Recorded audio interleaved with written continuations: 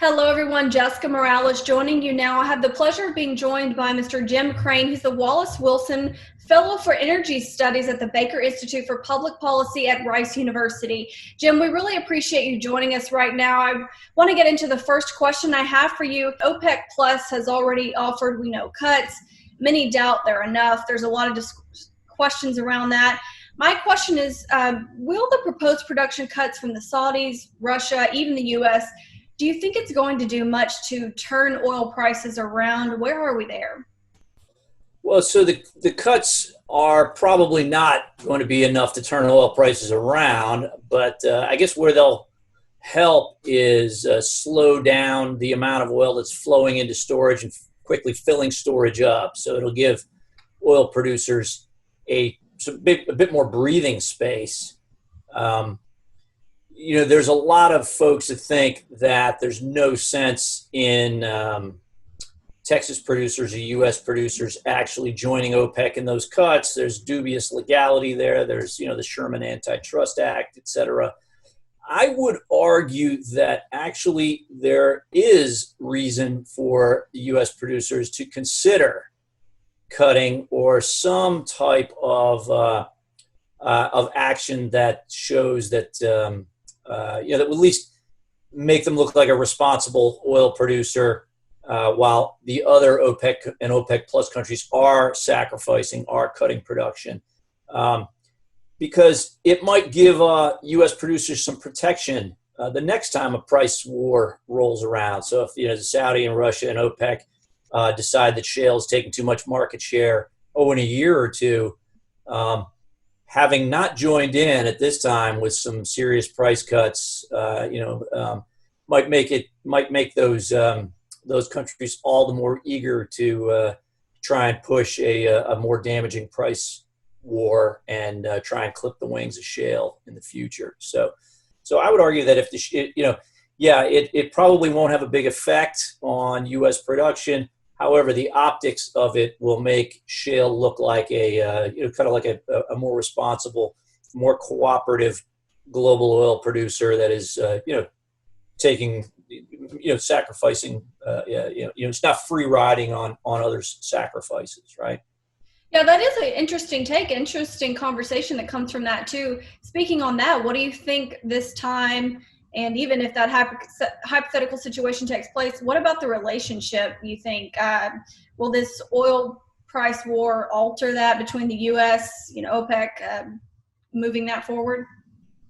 Yeah, so, it's getting to be, it's really interesting times, obviously, for lots of reasons in oil market. If it's not the COVID-19 and price war, it's, U.S. relations with Saudi Arabia, the Trump administration sort of blowing hot and cold on the Saudis, et cetera. U.S. becoming the number one oil producer. So lots of variables in play here. I think, as far as the U.S. relationship with Saudi Arabia and with the OPEC producers go, basically the past couple of weeks have really fully exposed U.S. shale producers as free riders on OPEC cuts. Okay, so the shale business model since 2016 has been dependent on OPEC propping up oil prices high enough so that shale can grab market share, which they've done handily, right? So while the Saudi and Russia, have held their production flat since 2016. U.S. shale has gone up by about 4.5 million barrels a day, right? So that business model, I think, is unsustainable over the long term, and that OPEC is not going to, sit back and allow shale to steal market share, at least, from their perspective, forever, right? So I think the U.S. really needs to find a way to try and cooperate with OPEC. I don't see a great solution for this, given that we don't have a state-run oil sector like the rest of OPEC countries do. Yet, we've got all these, thousands of individual independent producers that take their signals from the market, not from any government. So there's not a great way of doing this. I'd be open, and I think the solution would have to be creative. But that's sort of a short-term view. Longer term, the U.S. relationship with the Saudis, is one that is based on the U.S. being an importer, an oil importer, and a big consumer, and being kind of dependent on the Saudis to provide oil, not just to us, but to keep the global economy, functioning and supplying enough, reasonably priced fuel for that. With us essentially now as a big competitor in the oil business with the Saudis, I think that's going to throw some speed bumps on that relationship. I mean, do we still here in the U.S. want to provide unsubsidized military protection, or subsidized, I should say? Do we want to keep providing military protection, the security umbrella for Saudi Arabia and the other Persian Gulf countries? Especially if they're trying to undercut our oil industry. I think you'd find some folks probably on both sides of that argument. So I think there's scope for U.S.-Saudi relations to go downhill if they remain based around oil. And for the Saudis, that's not good news. Yes, they are still exporting plenty of crude. They've got plenty of countries that want to buy their oil. There's lots of growing economies in Asia, especially where demand is growing and where they see their future.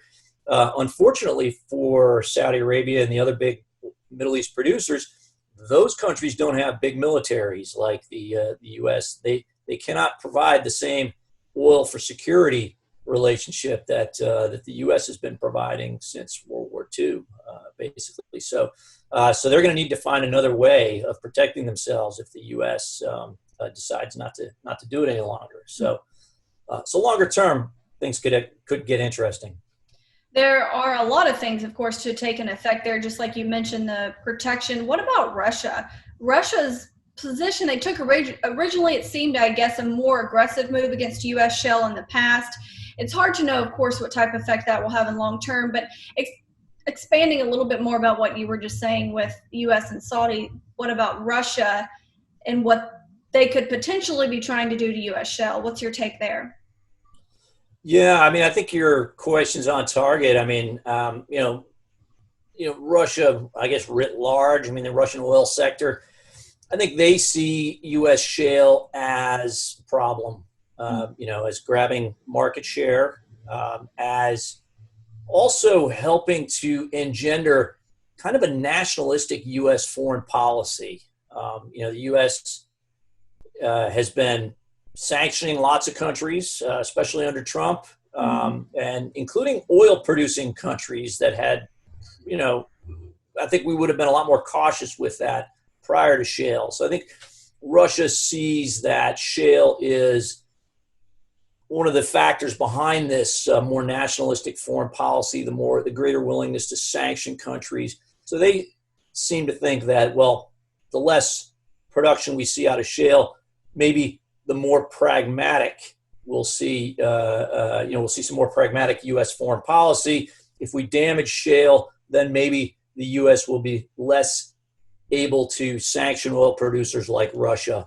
Now, I don't know how much of this is this new foreign policy we're seeing is due to shale and U.S. being a much bigger oil producer, or how much it is really just the Trump administration. And if we get a new presidency here in November, how much that'll go away. So, but it seems to be sort of a rough synopsis of the thinking in Russia.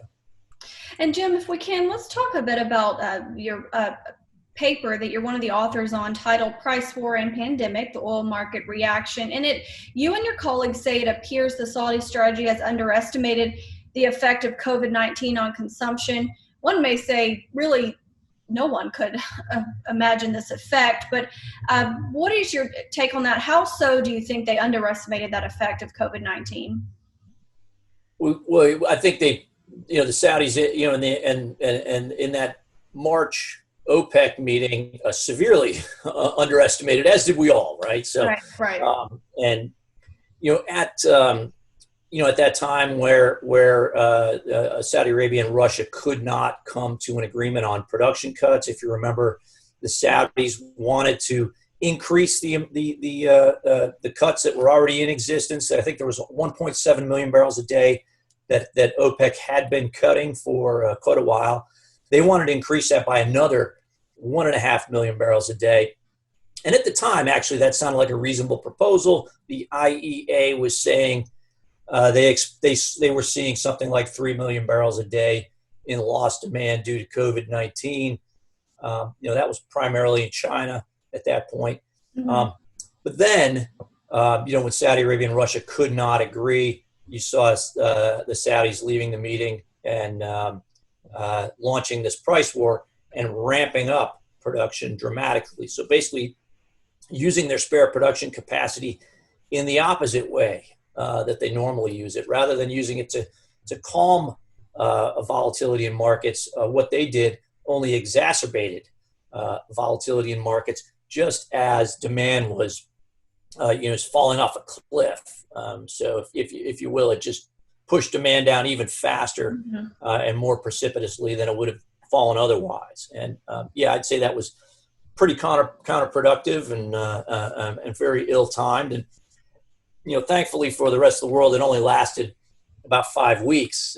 Probably the shortest price war that I can think of. With demand, no one's going anywhere right now. They're just not going anywhere. So what is your take now on the demand, the pressure, I guess, it's put on storage situations? We're hearing a lot about that too in the U.S. and what can be done there. Yeah, so as it turns out, when half the world's population is on lockdown, they can't use oil, right? Mm-hmm. So when people are on lockdown, oil's on lockdown, right? It's a transportation fuel first and foremost.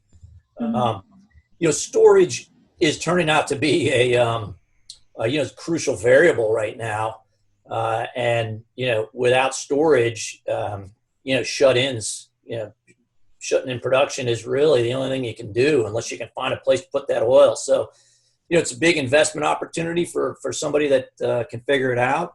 If you can find a way to hang out to that oil for a few months, putting it the Strategic Petroleum Reserve or some other way of deferring that production, selling it forward, or putting it somewhere, you're probably being in good shape. Mm-hmm. I think demand's probably eventually going to fix itself.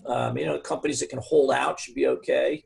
Those that can't, less so. What about the path forward, if you will, Jim? Of course, we know we can't tell the future, and if you've touched on that throughout this conversation, but the path forward, the U.S. now finds itself in a different position during this downturn, and you concluded that in your paper. There's just a lot of variables there.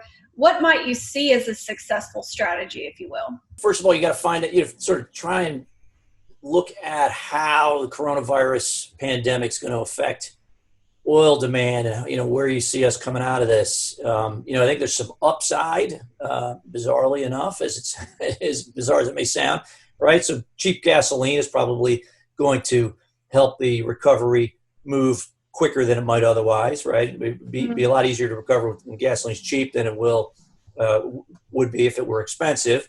Also on the upside, I think is, at least for the oil prices, that folks are going to be maybe leery about cramming into buses and subway cars and using public transport. They may want to drive themselves, maybe feel a little more secure doing that. So public transport, car sharing, et cetera, might not be as attractive. And then, there's a lot of pent up vacation demand. I mean, I know I'm going a little stir crazy here, and I can't wait to go somewhere. I'd imagine there's quite a few folks feeling that way. So there might be some demand for traveling and moving around, basically burning oil in that way. But there's also downside on this, right? So, like we're doing now, where we might have filmed this by driving to meet somewhere, we're doing this over a computer, doing it Zoom in our homes. A lot more telecommuting seems to be working in some industries.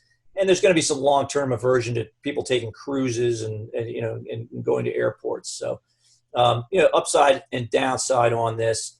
I think, climate change is going to be, and government policy around climate change probably going to be a wild card here. I think there's, we're seeing public opinion in the U.S. and elsewhere solidifying behind climate action. I think it's going to be just a matter of time before that's felt in politics.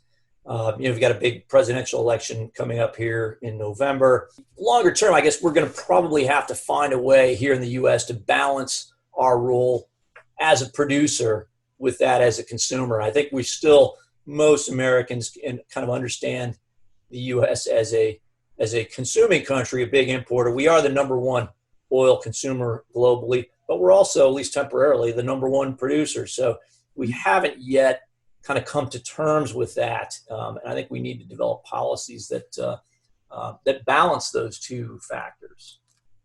A lot of creativity will most likely come out of this too, whether it's technology. And as you mentioned, you and I are talking from our homes, online, a lot of technology and different ways of trying to figure out how to do business as well. That's right. Yeah. So there's always room for technology and productivity improvements in all of this, right? So on all sides of this, and those are generally good things, and certainly welcome in the energy sector and the oil and gas sector. That is true. Of course, innovative, always welcome, as you mentioned. Well, we really appreciate you taking this time to share your knowledge and give us that geopolitical view of what can come and, what we'll be looking forward to as well. Thank you so much, Jim. All right, Jessica. Well, great being here. Thanks.